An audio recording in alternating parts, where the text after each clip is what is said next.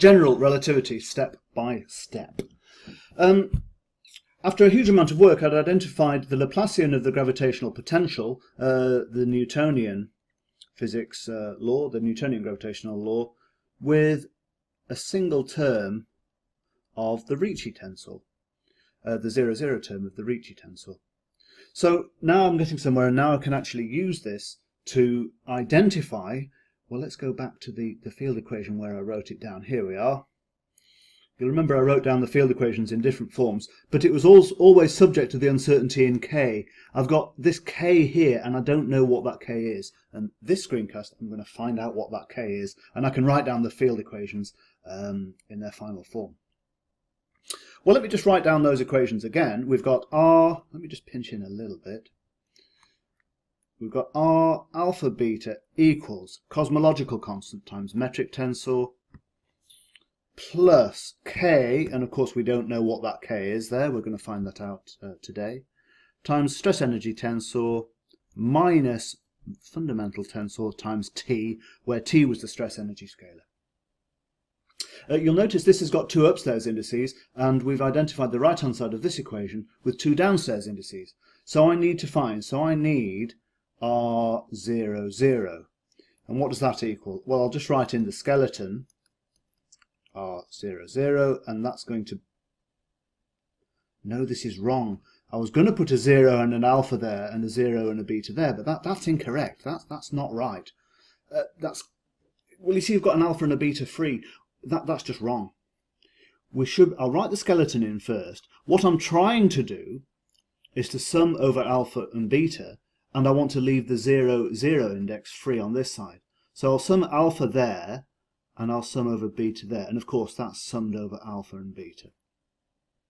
And of course when I've written it in this form, I may as well consider eta. Sorry, not G. I may as well consider the fundamental tensor in flat space, because I can just transform to a local inertial frame. And of course eta is just equal to 0, 0, 0, 0, 0, 0, 0, 0, 1, 0, 0, 0, 0, 1. So because I'm summing over alpha and beta, I only need to consider alpha equals 0 and beta equals 0, because that's the only non-diagonal, that's the only non-zero term in this row and this column, being symmetrical. So that's R0, 0 equals this. So R0, 0 equals minus 1 from here times minus 1 from there again with this one times R, and then alpha equals beta equals 0. So that tells me that to this level of approximation at least, the covariant 0, 0 and contravariant 0, 0 indices are the same for the Ricci tensor. This is the Ricci tensor here. Okay, so where do I go with this? Well, I'll just write down my equation again. I've got the Laplacian equals, and on the one side we've got it's equal to, where did I write it down? This thing here, R0, 0 on the bottom index, which equals R0, 0 on the top index, but we can also, this way is using Einsteinian, but this way is using Newton. And we know from classical physics it's equal to 4 pi rho g, where g equals, I think it's 6.671 times 10 to the minus 11 in SI units. Right, so where do I go with that? Well, I just need to go back to the field equations, which are up here, and just write out the 0, 0 components of the field equations. And this will allow me to pin down the k here. So let's just write that down again. We've got R, well, I may as well just extract the 0, 0 component. 0, 0 equals the cosmological constant times G 0, 0. See, all I'm doing is taking my equations and substituting alpha equals beta equals 0 in this one, simply because I know the R0, 0 term, and I can evaluate the right hand side as well. Plus K times T0, 0 minus a half G0, 0 times the stress energy scalar. Pinch in a little bit, and that equals 4 pi rho times G. about half the textbooks will set big G equal to 1. They will choose units in the same way that you can choose units in which the speed of light is equal to 1. You can choose units in which G equals 1 as well. But I won't do that here. I want to leave big G in this. So 4 pi rho G equals, and of course the tensor I'm going to choose is, I'm going to choose the flat space tensor minus 1, 0, 0, 0, 0, 1, 0, 0, 0, 0, 1, 0, 0, 0, 0, 1. So it's equal to minus cosmological constant plus K times, and I'm going to choose dust, in which case my my stress energy tensor is rho 0, 0, 0. It's just got a single non-zero term in the top left corner. So that's rho minus a half times G00, 0, and if I've chosen flat space, that's going to be a minus 1 there, times T, which is, let me just get this right, that's T equals T alpha beta times G alpha beta, summed over alpha and beta.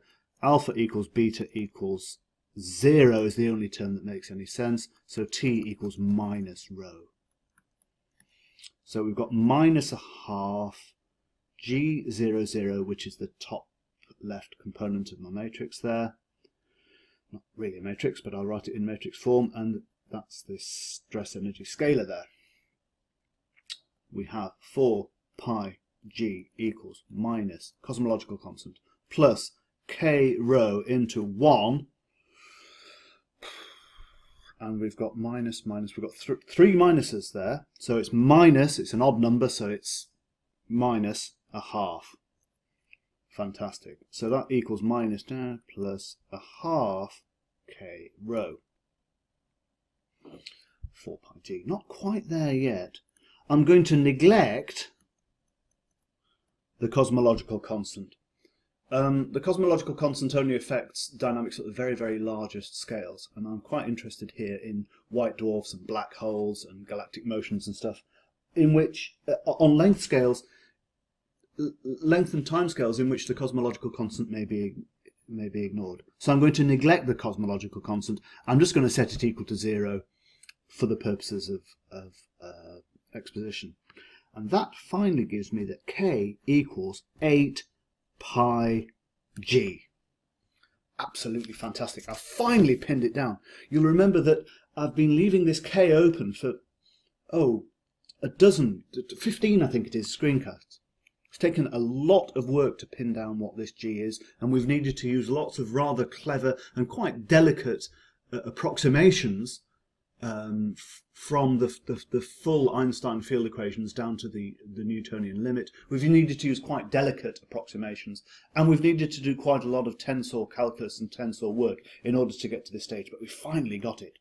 So that means that I can go back to my field equations and I can write them in, where are we? Here, but without the K. I can substitute K equals 8 pi G. So now, at one last, we can write out the Einstein field equations in their full form. We've got the Ricci tensor minus a half fundamental tensor alpha beta times the Ricci scalar R, plus cosmological constant times Ricci tensor fundamental tensor equals, and now we can write out 8 pi G, which was this unknown K here, times the stress energy tensor T alpha beta. And of course, we can contract that a little bit, or write it out slightly more compacted, simply by writing the Einstein tensor T alpha beta plus cosmological constant alpha beta equals 8 pi G times T to the two superscripts alpha and beta. This is in units in which C equals 1. Sometimes you can put back the units of C, or put back C as a numerical factor, and you will see this equals 8 pi G, and you need 4 powers of the speed of light here, that's a big G, T alpha beta. I want to be clear that I've not proved these equations. All I've done is advance a sequence of heuristics following Einstein's original reasoning, which show that they are plausible. However, they are extremely robust. They are very, very believable equations, and they're nice and elegant, and it's very difficult to generalise them, and it's very difficult to suggest alternatives, and they seem to explain the behaviour of matter and the curving of space. There have been lots and lots and lots of tests of them, but they work. They are a high point of 20th century physics. The high point, I would say. Well, one of a small number of high points, along with quantum mechanics, but they are really, really, really powerful, and they have withstood every single experimental and theoretical test that people can throw at them. They are a beautiful, beautiful achievement. Stop there. Look at them, aren't they beautiful? The Einstein field equations. Einstein field equations. Absolutely beautiful. Stop.